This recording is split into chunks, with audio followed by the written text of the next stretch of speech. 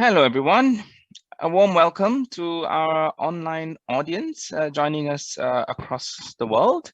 A very warm welcome to Arup's Race to Resilience Asia event series. In particular, this one taking place in Kuala Lumpur today. Arup has been working in Asia for more than 50 years. We're present in more than 20 cities with long-standing offices in Kuala Lumpur, Hong Kong, Manila, and Singapore. And we have a thriving presence in Jakarta, Ho Chi Minh City, Bangkok, Phnom Penh, and cities across China.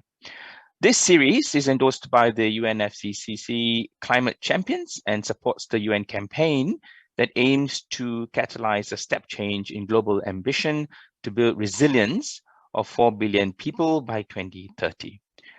COP27, as you know, is in less than a week. It will be a key milestone in moving from mitigation to adaptation.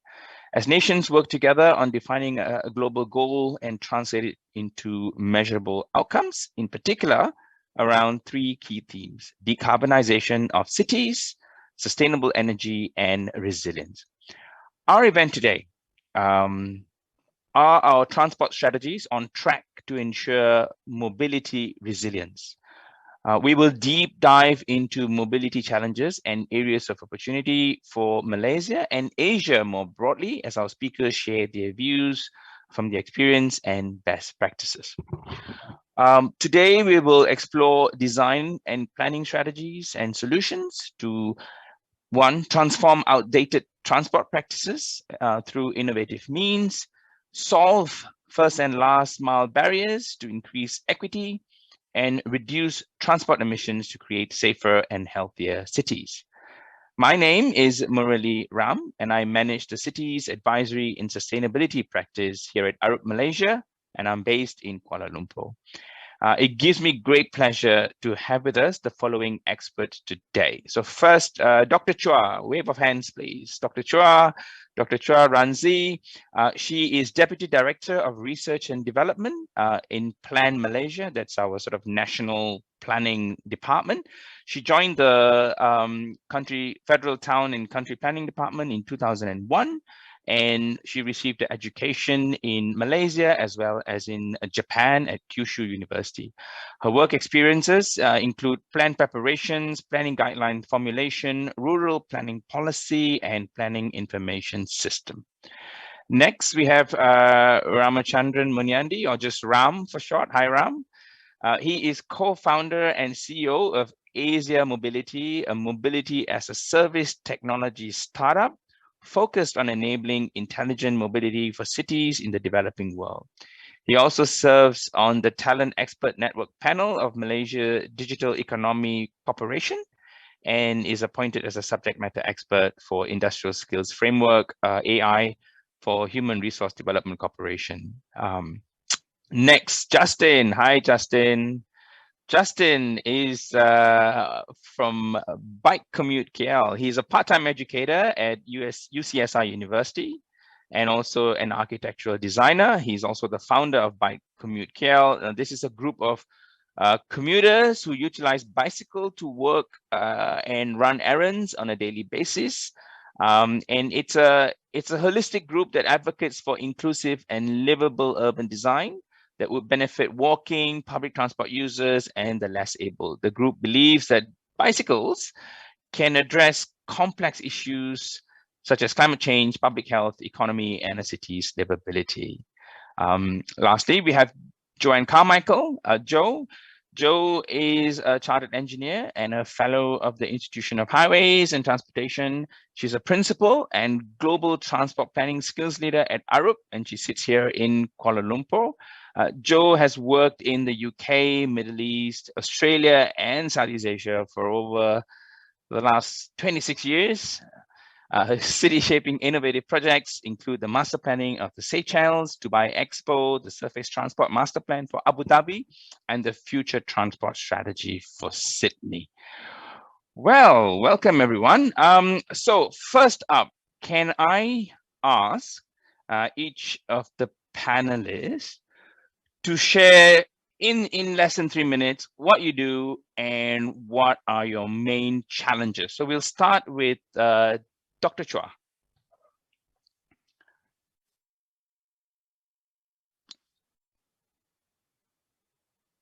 Hello, everyone.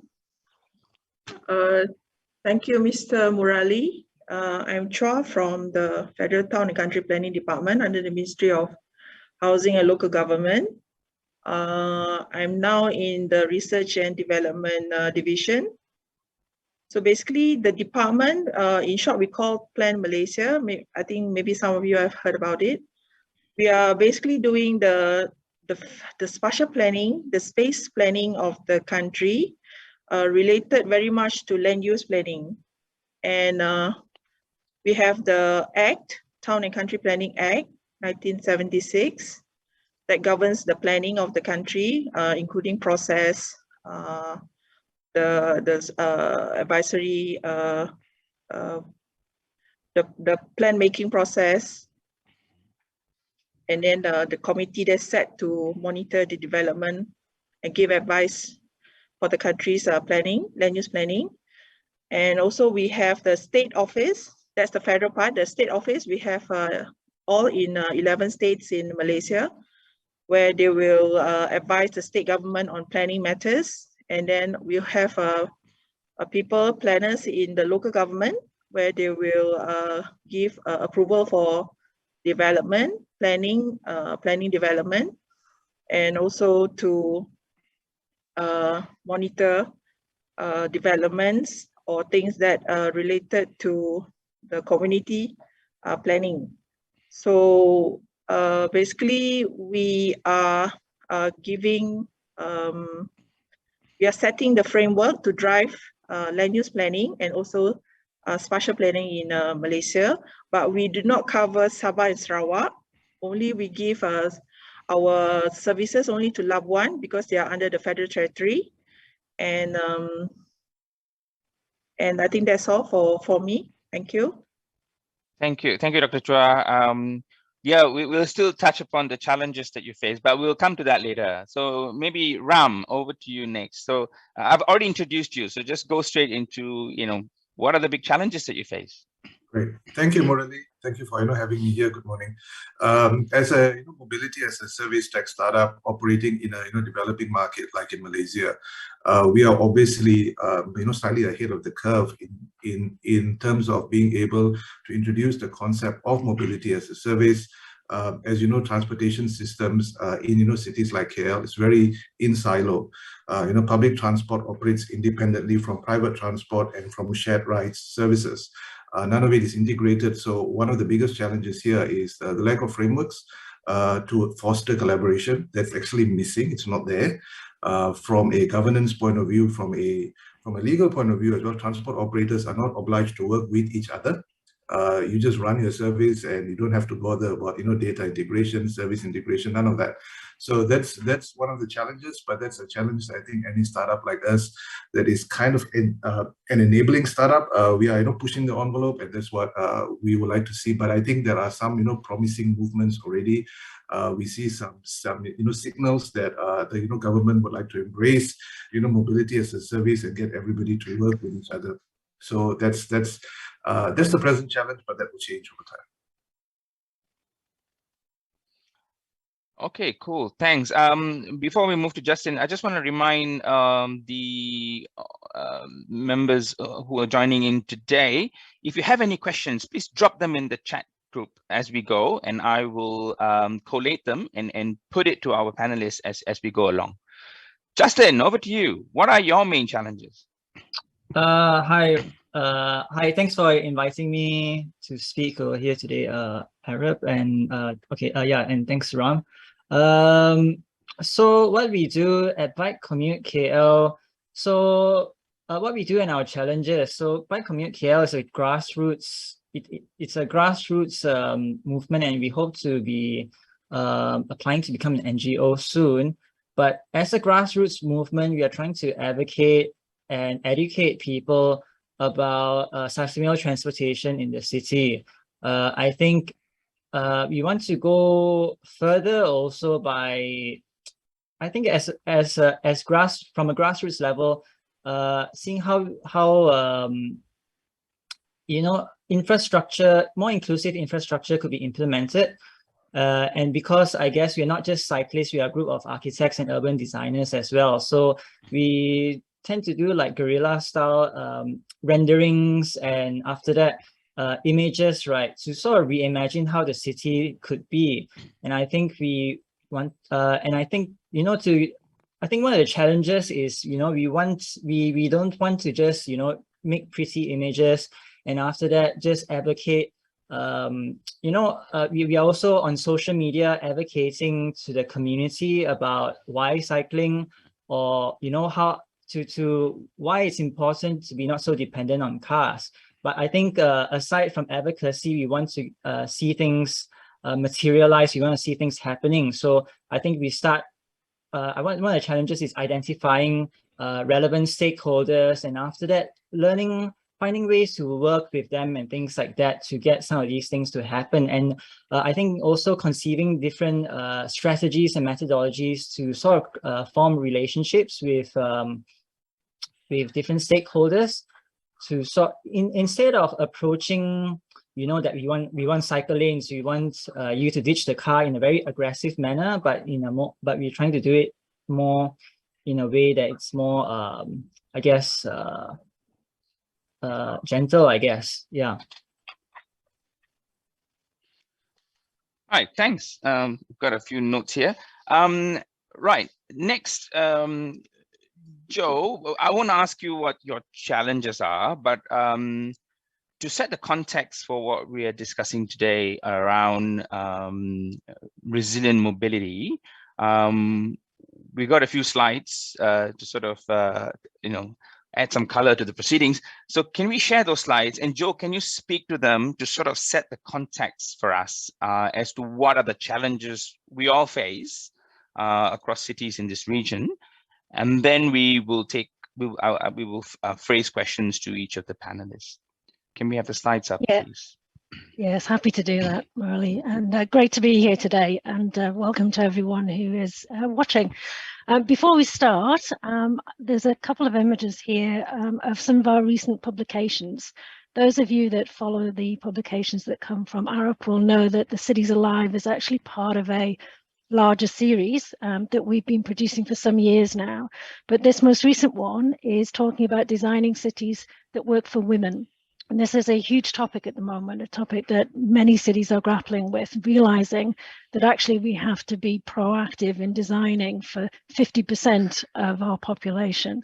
The second one is our most recent document from just last week, towards net zero land transport. And if you're interested in understanding how to transition and what the wider issues around net zero transport are, then I encourage you to read that document also. So if we can move to our next slide. So what is resilience in mobility? Well, we all know when we see failures. We all know when we're sitting in congestion in the morning. We know that that it's a failure when we see flooding and cars floating around in our cities.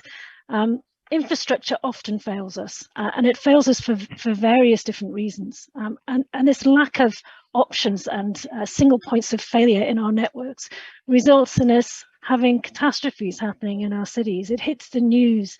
It's never good news. Resilience in our mobility systems is incredibly important for the functioning of our cities going forward, and becoming even more important. If you go to my next slide, what are the features then? What are the features of a future resilient city? What does a resilient city look like going forward? Before we think about it specifically for transport, well, clearly they're equitable. We have to give opportunities to everybody. It goes without saying they have to be decarbonized and sustainable, but they also have to be nature positive. This is something that we're realizing, that biodiversity is incredibly important for the future of the human race. So our cities have to think about how our infrastructure does not erode nature. How do we bring that back positively?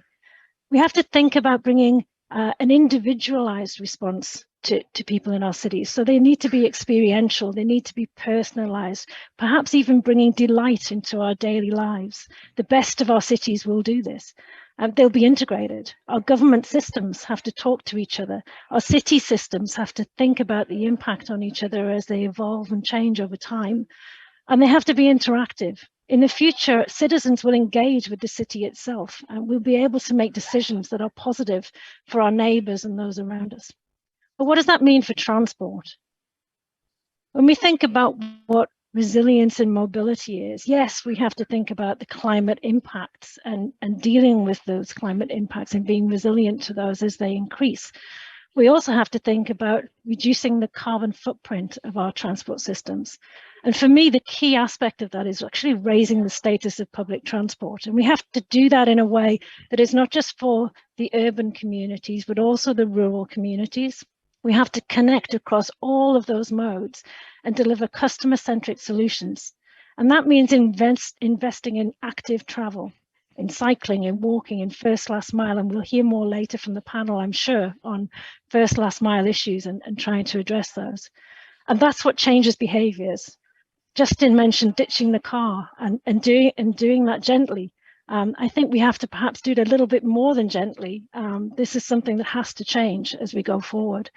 And that's got to mean that we move towards a multimodal integrated system. And that's when we start to deal with the single points of failure.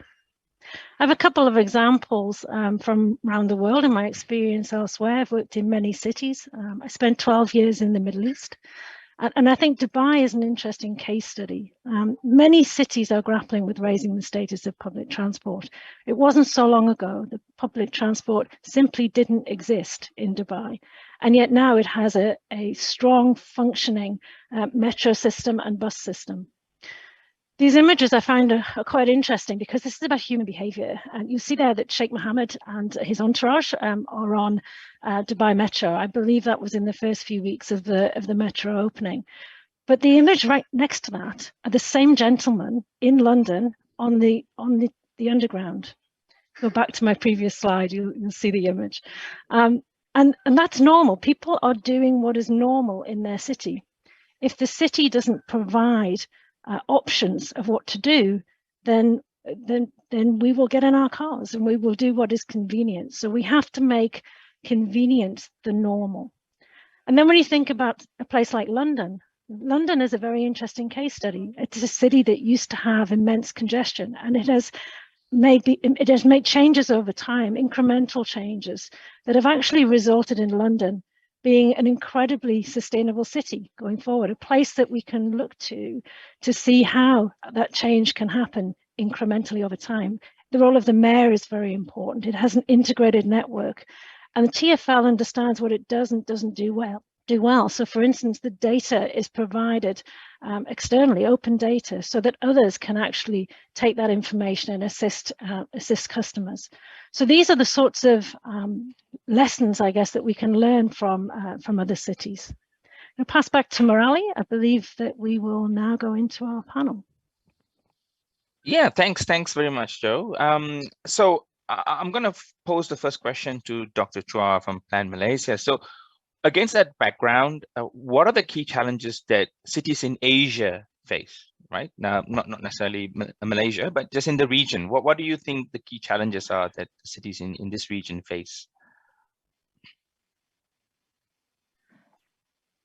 Maybe I start with Malaysia. Right.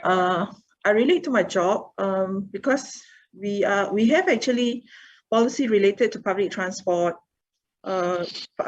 policy related to mobility, but I think the biggest challenge is to turn this policy into action.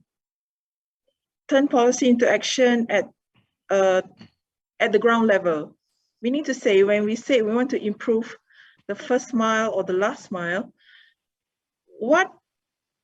how to turn it into action means how to make it work, to encourage people to walk more, cycle more, and then to build infrastructure for it. I think that will need to combine a lot of people's effort. It's not town planning per se. So like you have to get on board local government, and the local government have to get the fund, have to get involved a ministry. They have to get the fund and know how to design a good path going to the transit station or the bus stop, things like that. And then also to make people believe you can move from one place to another without using the car. I think that's the lifestyle kind of thing. So this is also a challenge, I think, for the Malaysian people to change from dependent on private cars to using a non-motorized way of like walking, bicycle. But I think the youngsters are more accepting towards this kind of idea, but not those older generation. I think it's to me, it's actually a positive sign, but how to provide good infrastructure to make them feel safe and convenient to let go of their private vehicles and use public transport or this non-motorized transportation.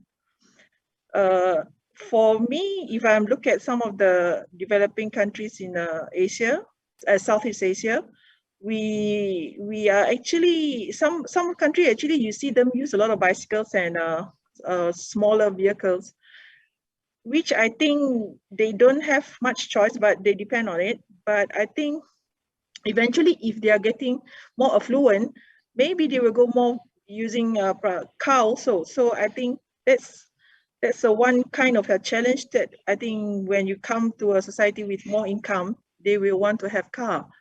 But I think the advanced society is actually where the rich people also use public transport, I think. So how to reverse that and how to make people realize that, I think that's the biggest challenge, besides preparing the infrastructure. Thanks, Dr. Shaw. That actually ties into what Joe was saying earlier. To the audience out there, there's a Q&A box. Please drop in your questions so I can pose them to the panel members. The next question I have is for Ram.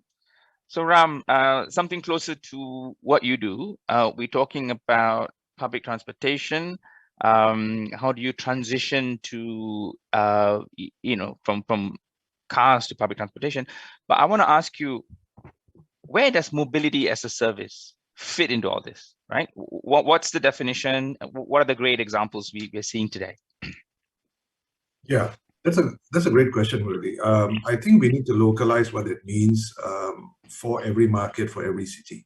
What MaaS means, mobility as a service, means in a European context is very different from what it should mean in an Asian context or a Southeast Asian context, or even a Malaysian context. And we all know that, mobility is hyper-localized. As we have heard from, Dr. Chua, you've got, different modes of transport that is pervasive on a, city level. There are some cities where you see loads of, motorbikes. Some cities where you see loads of luxury cars. Some cities where you see there's a high degree of usage of public transport, right? So hence the term MaaS should not be a one-size-fits-all concept. It needs to be localized. It needs to be adapted to what's already there, right? And that's a key point. What's already there in a city like Kuala Lumpur, for example. We all know there's a lot of private vehicles on the road, specifically four-wheel vehicles. That we do have a lot of bikes as well, but I think the four-wheelers outnumber the bikes in our cities. And then you've got obviously a lot of rail-based transport. The ridership is not where it should be yet, but we have continued investments into rail-based transport. But what's happening here in KL, for example, is that public transport seems to be seen as predominantly rail-based, but that's actually not true. Ground-based public transport, buses, is a mainstay. We need to actually fix the original people movers, right? The buses are not going to go away. You're just going to have new kinds of buses, electric buses, maybe even at some point self-driving buses. But the buses are not going to go away. In fact, the railway, the whole idea of a train came from a bus, right? So hence we need to actually take into account that public transport is not just building more, metro lines. It's being able to run more efficient bus services. So that's where, if you look at that, you've got a combination now, a hybrid of different modes of transport in a city like KL. That is what KL needs for a mobility as a service platform that helps people connect their driving to public transport, right?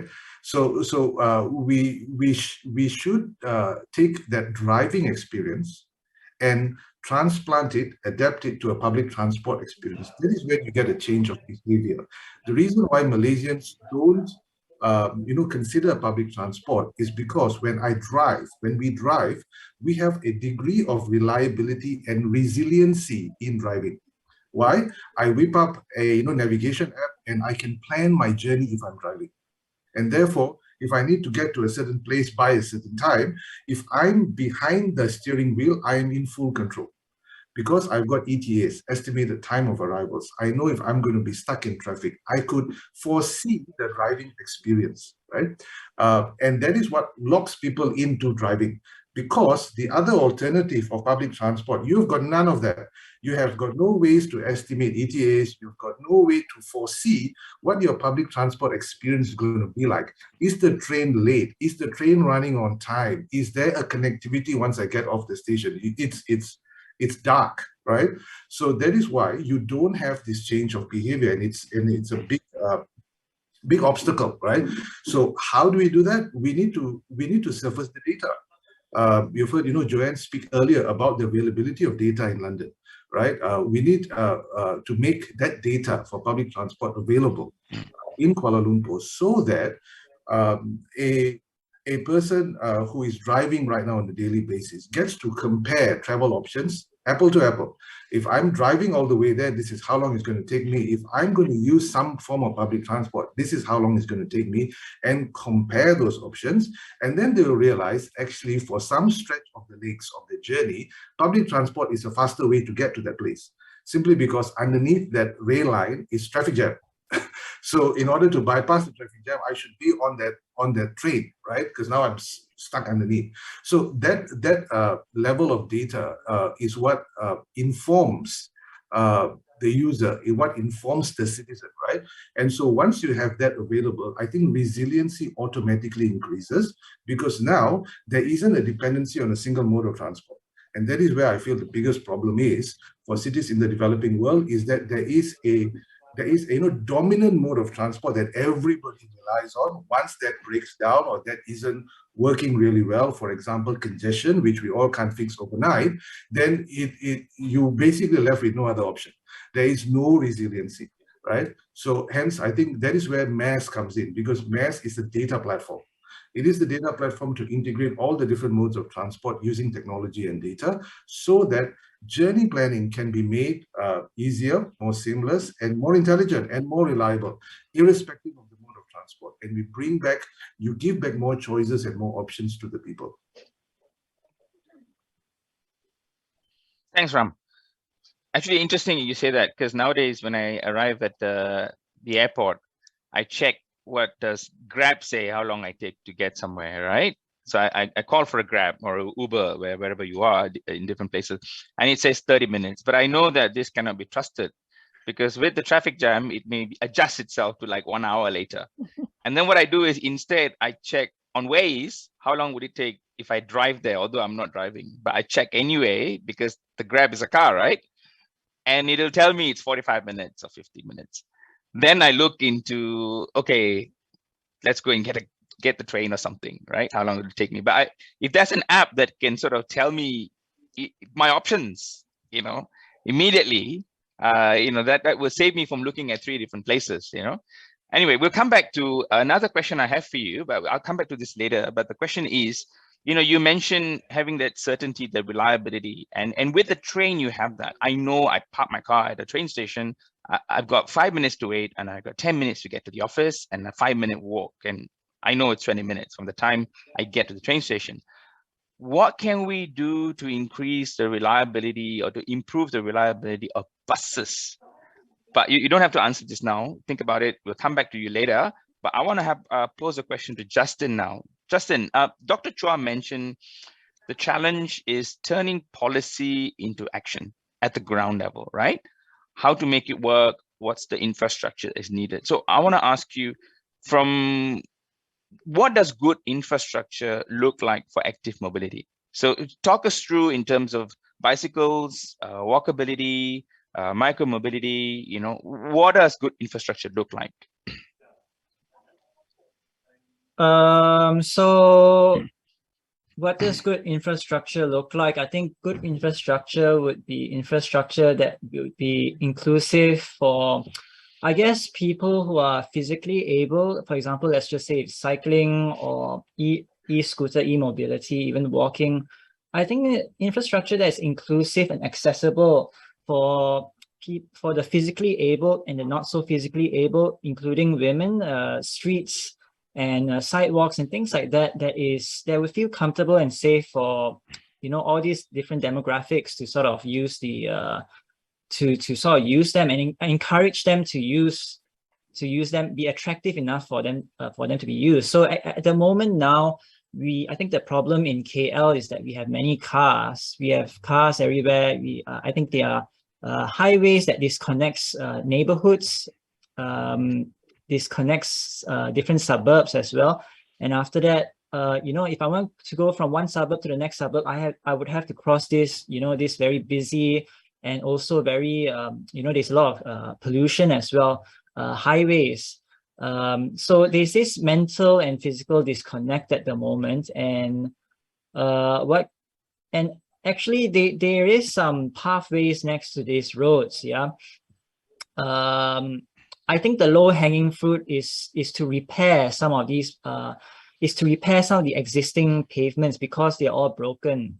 That's the low-hanging fruit, but ideally, right, I think we could refer to cities like Amsterdam and Copenhagen, whereby there's world-class cycling infrastructure that, I mean, ideally, you know, the highway wouldn't be there, but I don't think that would be the case for Malaysia, for KL anytime soon. I don't foresee in the next 30 years or something like that, that we will demolish a highway, because highways are being demolished in you know, in those countries. And after that, so that cycleways and pathways, public spaces could be introduced, right, to connect services and buildings and things like that. However, in KL, I don't see highways disappearing anytime soon. And I think, you know, I think what we can refer to overseas is that, you know, things like cycling bridges and things like that could connect neighborhoods. I think aside from that, another low-hanging fruit is to identify. I think what we do is we are identifying different street types, the different amount of traffic on the street. It is high traffic. Is it high traffic, low traffic? If it's low traffic, let's just say a housing area, you don't need a cycling lane, but probably you need wayfinding strategies, right? For example, you just and not to spend so much, you know, probably that would attract the local councils to implement some of these things on the ground more. For example, wayfinding things like, you know, you just put a bicycle symbol or a signage or something like that that says that the train station is probably 2.5 kilometers away, and that's your 15-minute city radius. If it's 2.5 minutes away, then you can get there within 15 minutes. And if there's signage and things like that in our housing areas to the train stations, right? Because I think at the moment we all navigate the city through as a car user, as a car driver. And as a car driver, you come out from your housing area, and after that to go onto the roads to the train station, for example, because our train stations can get congested with cars because people drive to the train stations. You know, the mental mind map of a car driver is very different from a cyclist. And as a cyclist or e-scooter user, you cut through housing areas, you cut through back alleys to get to, say, to a train station. And therefore, if there's wayfinding strategies and things like that that can direct people there, maybe more people would be encouraged to leave to sort of you know, try that method of getting to the train station, for example, transit stations, for example. And of course, the infrastructure in between, the connectivity in between has to be improved. And I think, you know, once again, we could refer to the infrastructure and design strategies that, you know, that they have in Amsterdam and Copenhagen, and probably more close to us, Asia is maybe, I think those countries are ideal, but Asia, I think we could refer to cities that depend less on cars, for example, like Tokyo, or even maybe, you know, Singapore is transitioning to that also. Yeah. Thanks, Justin. Interesting point you make. And today I was on the train to work, and I was looking down from as the train was moving, and I could see maybe about 10 lanes of highway, maybe more, maybe 12 lanes of highway, and then half a pedestrian walkway. And I could see people walking to the train station, and they were like, there was one person coming from the front, one person, and then somebody has to step on the road and then make way. It's just enough for one person. And at some point you go and there's a lamppost and they have to walk around it, and I'm thinking, gosh, why can't they just give a decent, and most of these highways are running across or running parallel to housing estates. And you kind of have to go around, you have to walk on those roads like the old days, but it's a highway now to get to the train station, right? Or a bus station, a bus stop, for instance. So maybe my next question is to Joe. Joe, as a transport planner, you design, I suppose you design highways as well. How do these conversations, how do you make the right thing happen? That's a really great question, and one that could probably take 2 hours to answer or more, to be honest. I think the really important thing that we have to focus on here is changing the status of public transport. Dr. Chur touched on this earlier. When you're getting the affluent people from the city out of their cars and onto public transport, that's when you've succeeded. That's when you've got it right. When that becomes the normal, when that's people's choice. Getting there is complex and difficult, and is the main aspect of what I do on a day-to-day basis, thinking about how a city transitions. And every city is at a very different stage in that transition. And every city needs to go through that transition in a way that is correct for the culture of that city, for the stage the city is currently at, for the current behaviours that are occurring. And there's no one size fits all for any city. So what is happening elsewhere can't necessarily just be picked up and placed in your own city. You need to think about the various aspects of how governance occurs, which stakeholders you need to engage, which communities are already bought into this, what sort of aging population you may or may not have, what kind of safety issues you have across your city. So every city is entirely different. But when it comes to the infrastructure, there are some really basic things that we have to get right. And what you're describing there on your way to work, watching people struggle to walk to the train station next to 10 lanes of traffic, it is a classic example of where we're just not getting it right. We need to think about end-to-end movement, and we need to start investing and making difficult political decisions to perhaps increase congestion in the short term, whilst we create that infrastructure that then makes people behave differently and use public transport infrastructure in a more genuine way, in a more regular way, so that we can then pull back from a car-centric city. So there is a journey, and that journey we have to transition, and we have to make those decisions in the right order to lock in those benefits as we see behaviours change. And the politicians will follow us.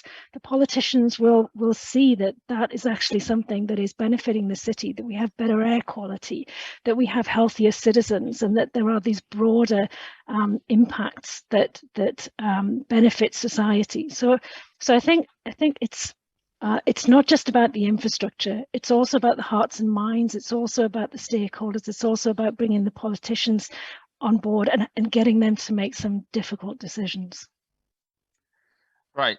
I have a few questions from the chat. So I'm going to read them out and then tie back to what everyone's talking about. So first thing is something about what Dr. Chua mentioned, that the younger generation are more receptive towards non-motorized transportation. I think she was referring to you, Justin. Anyway, there are pockets of older bicycle commuters as well.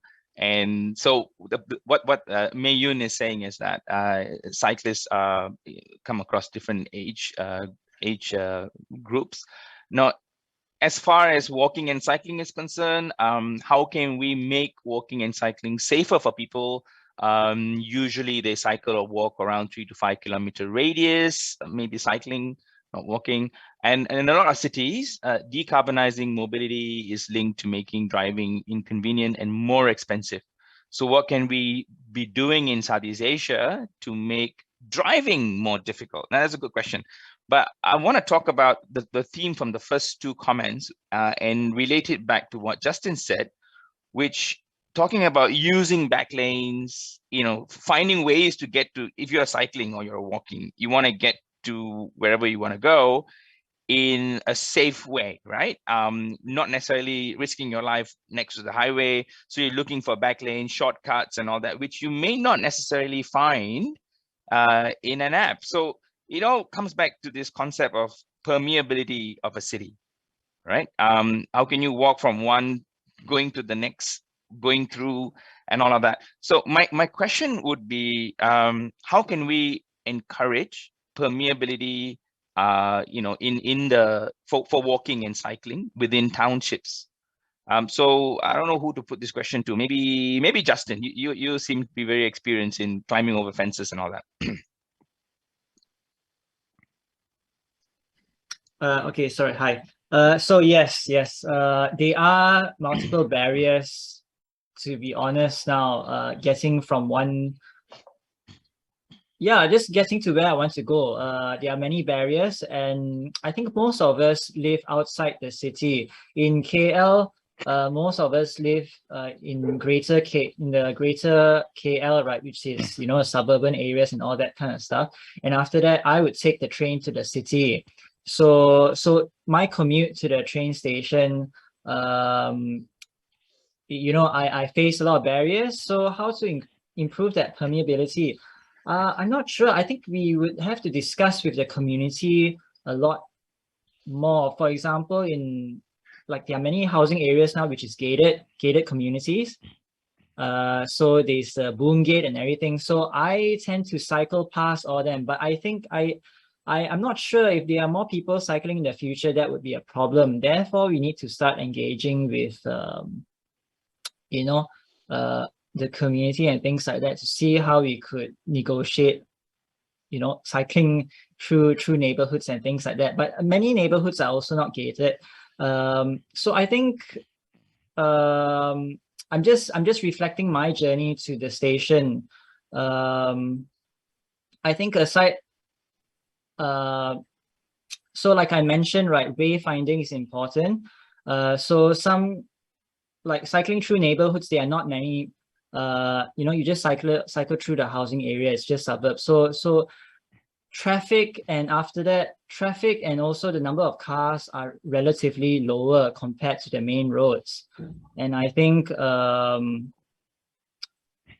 terms of safety also, it's safer to cycle on these roads. But I think, so in terms of wayfinding, like I mentioned, if there's like signages on the ground, or even if it's on a board or something like that, to direct you through the neighborhood to get you to, say, services like the train station, or the commercial areas and things like that, right? Then that would so to get, to encourage people, to sort of get people to understand how to get to their destination. I think an app in the future would be great also, or even a map. So last time I used to volunteer at Sydney, volunteer at a bicycle kitchen in Sydney. And after that, we gave out like cycle maps of Sydney. And I think, in the cycling maps also, it identifies, I guess, the main ways, I think if you cycle to one destination many times, you sort of narrow down, right, after cycling for many days, right, to say the train station, because what I'm trying to say is that when you cycle through a neighborhood, through a housing area, it's like routes, so there's many ways that you can take to get to the train station. But after you cycle many times, like you identify the shortest and fastest way there, the way that has the least hills as possible, the least barriers and things like that, right? Then after that, then you can start to map it out. But of course, at the same time, the barriers that we have, right, which is like all these little curbs, you know, that you don't have ramps, and after that, bollards for motorcycles and things like that. All these things have to be improved so that you know, it makes it easier for you to cycle or take the e-scooter to your train station, for example. Okay. Thanks, Justin. That sounds like it's a really complex situation, but anyway, yeah, it is what it is. I've got a friend who lives right nearby where we are now, and the train station is behind his house, but he can't walk there. He has to drive 3 kilometers to get there because they've closed the you know, they put a fence up, right, and they refuse to put a door through there so that I don't know.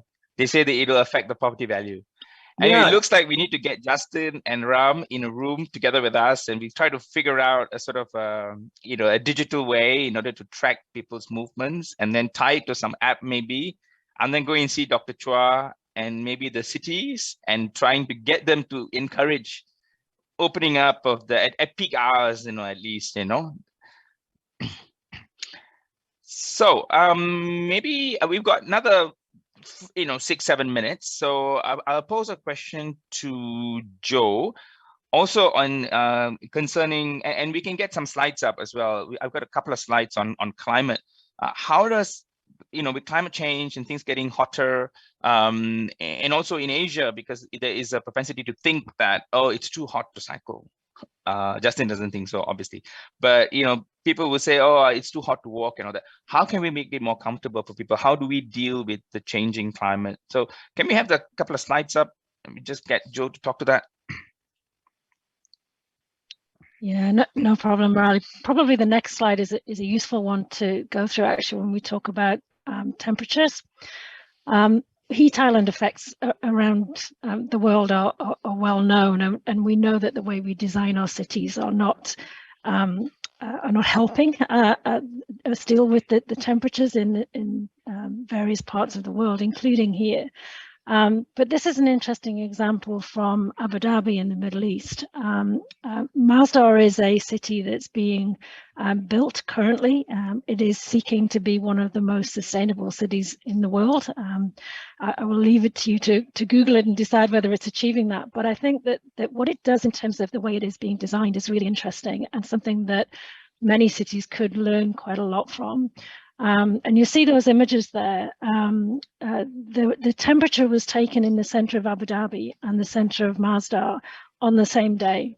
And those heat images, you'll see that the road environment from asphalt on the roads in Abu Dhabi is actually generating a significant amount of heat in that image.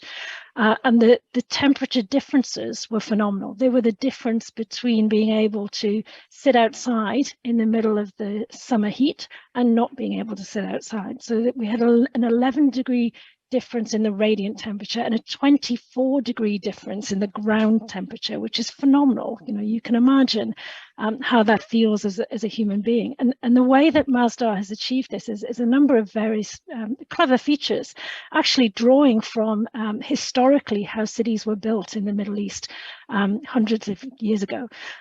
So there are water features that cool the air in a sort of localized way.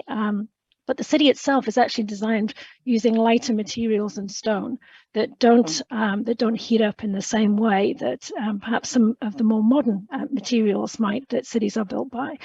It's designed for shade, so the orientation of the buildings and the proximity of the buildings, the narrowness of the streets, has been very specifically designed in order to create shade just simply from the way that the city is built. It also captures the wind, so the orientation of those buildings is intended to bring the cooler winds in and through the city, so that you feel that when you're in those streets and in that environment. And it also has a wind tower, so this wind tower reaches higher than the rest of the buildings and captures wind coming from a higher environment, which is cooler, and then brings that into the courtyard. And that bottom right image is what you see there. So I think there are some very fundamental things about the way we're designing our cities currently that actually make the situation worse. And if you look at a lot of cities, including Dubai, cycling is becoming more and more popular. We can cycle in warmer weather, but we need to do it in cities that are designed to allow us to do that in a comfortable manner. Thanks, Joe. We got a few minutes left, so I'll come back. Do you want to take this one? That's okay. Let's go to the questions because we've only got a few minutes left. So Ram, I asked you a question earlier. So very quickly, what can we make buses more reliable? Sure. I think there are two things that we can do in order to make buses more resilient and more reliable. One is being able to ensure that every bus that runs a public service in the city provides real-time data. And that means it's not just being able to track where the vehicle is. Anybody can do GPS tracking. You put a GPS tracker on a bike, you can track your bike. It's not about knowing where the bus is at. It's being able to, generate transit data and predict ETAs of the bus at the next stop, right? That is what would improve passenger experience. So based on the stops that I'm at, what time will the bus arrive, right? So I can plan my journey to the stop. So hence it's a bit more complex than a train, simply because a train has got a fixed track. A train does not need to contend with other vehicles on the track. The train does not need to contend with traffic jams, whereas a bus would. It shares the road with other vehicles, and therefore there are times in the day where prediction is a bit difficult if it's only based on time to get to the bus stop based on the distance traveled. So you've got to factor in real-time traffic conditions. And that's where it gets a bit more complicated. It's not, it is not a, rocket science type of a problem to solve. It is solvable. You just need to deploy the right set of technologies and don't trivialize the problem. Everybody says, look, if I can track a flight in the air, why can't I track my bus? Right? You've got flight radar. And at any point of time, you can track any flight anywhere in the world. But I can't track the local bus in KL. What's going on? It's because everybody has trivialized the bus problem, right? Everybody has trivialized the bus problem. There isn't a standard, obviously. So bus A uses GPS A, bus B uses GPS C. These two systems are meant to only track your buses for fleet management. It's not for public transit data generation. Right? That's where the problem lies. And so we need to look at it from a data point of view. Flights in the world is heavily regulated. Airlines are heavily regulated. Everybody is going to be on the same standard. You've got to be able to use the same systems and communicate with each other. We don't have that for buses, right? That's part of the problem. Can we solve it? Absolutely, 100%. Right? We can solve it. There are existing technologies, there are existing capabilities to solve that. So that's number one. Get real-time transit data. Don't just tell me where the bus is at. Right, that's a prerequisite to transit data, but you need to be able to build ETA prediction capabilities based on the stops that the bus needs to visit. Number one. Number two is bus systems should not run like trains. Meaning, roads are everywhere, but why do we run fixed route, fixed stop buses? As though these buses are fixed on a rail track. Right? I think, buses should be more, demand responsive. It needs to be on, dynamic routes, and it needs to be on demand, right? And that means take the best of ride-hailing and combine it with public transport and make public transport demand responsive. And that means buses don't run if it's empty. Buses only run when there is a booking, right? Everybody has got an app for everything. Right? You've got an app to buy carrots from your local store, but you don't have an app to book a ride on a bus.